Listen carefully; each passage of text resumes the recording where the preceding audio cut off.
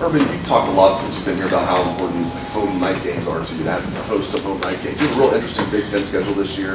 If Iowa is a night game, as expected, you'll play 4 out of your 5 Big Ten road games at night. You had 0 Big Ten home games scheduled at night. Does that discrepancy bother you at all? It sure does. Not that I understand TV contracts are kind of ruined though, but when you start talking about student athletes, they shouldn't have to play 4 night games on the road. And maybe I talked to Gene Smith about it, and I'm going to bring it up to our commissioner. We'll find out if we really do care about getting home at 4 o'clock in the morning 4 times. You don't do that. So I think night games have helped the Big Ten. Obviously, coaches aren't involved in television contracts and all that, but there should be a maximum of 2 on the road. In my opinion, very strong opinion when I start thinking about players and what's expected of them during the week. If you can't recover, you don't get those hours back. And I'm talking about academically, I'm talking about just your body and just the student athlete welfare. So there's no way they should play for if it turns out to be, I don't think the other one's been finalized yet, but there should not be 4 night games on the road. And I'd like to, if they're going to have that conversation, Gene said that we discussed that. Coaches weren't involved in that conversation. Right, Bill.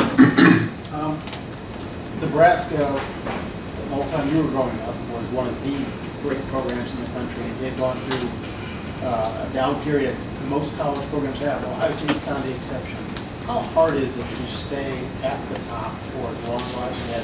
And feel for Nebraska, but you understand the challenge that they have not having a big recruiting base? I don't know, Bill. We got great respect for Nebraska. Tom Osborne is a very good friend of mine. I know what that stadium's going to be like. It's been a while since I've been there, and we're so busy just trying to function as a program to worry about everything you said. We're getting ready for a very good team that plays a unique style of defense.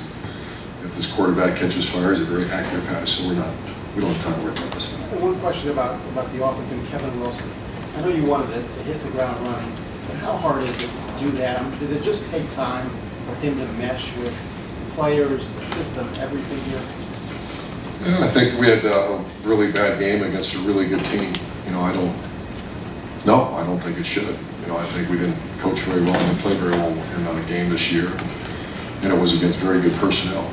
And so we are just working our tails out to get better. To say, does it take time? We didn't change terminology. We added elements to make it better. He's a very good play caller. He's the primary play caller. But no, I don't think it should take time at all. Third row right, Nick. You guys used the tight end a little bit differently last week, got Marcus in the end zone too. When this offense is at its best, is the tight end a player that you should notice? If he's a very good player, yes. If he's not, no.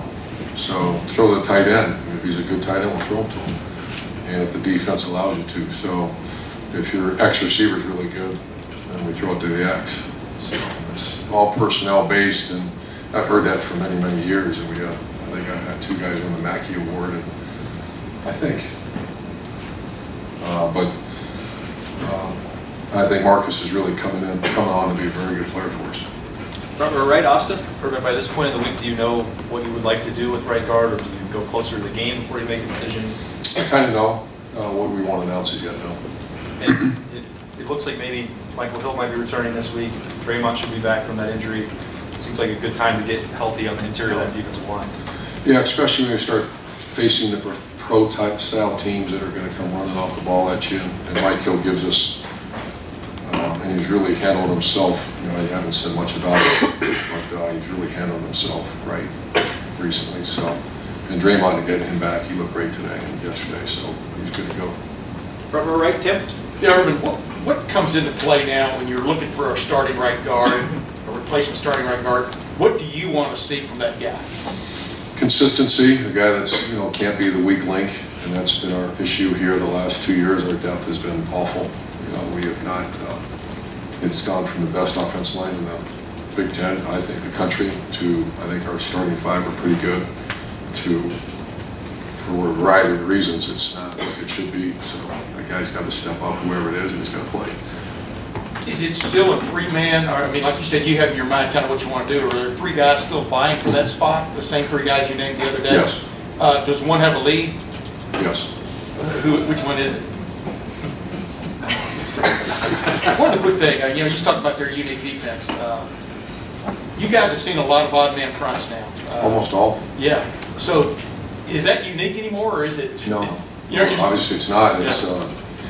Well, it's like anything, you become a little more comfortable with it. That used to be an oddity or playing words with it, but it used to be unique. It's not unique anymore. And what stands out about the way Nebraska's playing? They're pure, they're NFL, they're pure two-gap. Drop 8 is their day one install. That's when they first install it. You see it on videotape.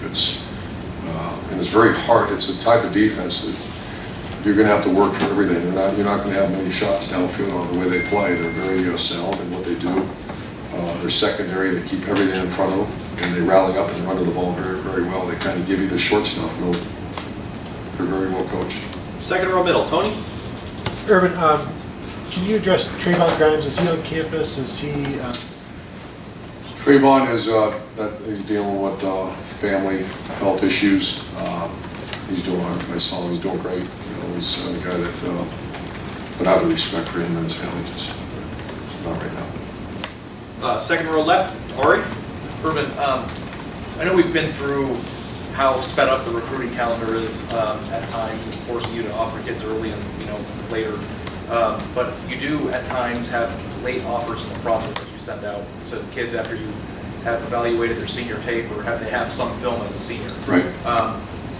Going back today, and I haven't completed the research yet, but I've looked at your roster and I've kind of gone through when you offered them, and it seems like you have a high hit rate on players that you guys offered as a senior. And I was wondering, do you see a correlation between success in college and how much evaluation you get to do? And I mean, a lot of times, earlier in the process, you're offering the can't miss guys, but later on, it seems like you guys have done a really good job.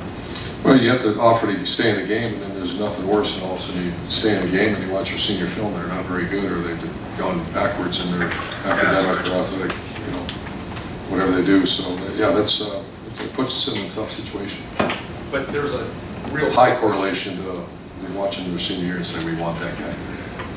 Front row left, Doug? Urban, is there any consideration to potentially solving the right guard position by putting Billy Price back at right guard and playing Brady Taylor center? We've had conversation about that because Brady Taylor is starting to make a move right now. So there's been conversation about that. What's the pro and con? I mean, we know how good Billy is. Would you rather have that veteran guy at center? Center is the position. And just J.K. Dobbins, we know he had the huge load in the first game when Mike wasn't playing. It seems like he's remained very productive, but his carries have been in the teens. Yeah. Do you want to get him more, or do you feel like you guys are doing a good job that you don't want to wear out a true freshman? No, I want to wear him out. Okay. Seriously, I don't want to wear him out, but the last few games, he's out of the game in the second and third quarter. So no, we want him to touch the ball. You're not concerned about freshman wall or anything? He can handle the Oh, ball. no, the way he practices, he's got to take care of the dart ball, late one on the ground Saturday.